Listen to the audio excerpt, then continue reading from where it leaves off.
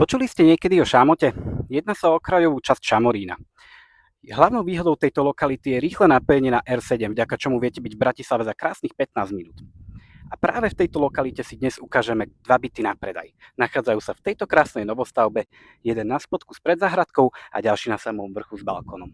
Poďme si ich ukázať.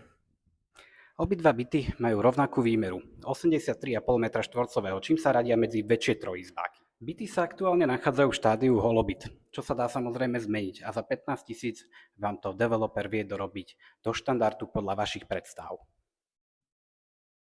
Samozrejmosťou je aj parkovacie miesto v cene. Za malý poplatok si viete dokúpiť druhé a tiež dostanete k bytu pivničnú kopku, ktorá je murovaná a osvetlená.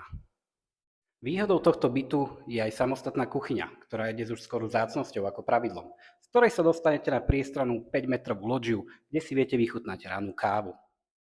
Byt je vykurovaný pomocou elektrického podlahového kúrenia. Termostaty sa nachádzajú v každej izbe, takže si viete teplotu regulovať podľa svojich preferencií a potrieb. V byte sa tiež nachádzajú takéto rekuperačné jednotky, ktoré sa vám postarajú o čistý vzduch. No a na záver informácia, ktorá vás všetkých bude zaujímať asi najviac. A to je cena.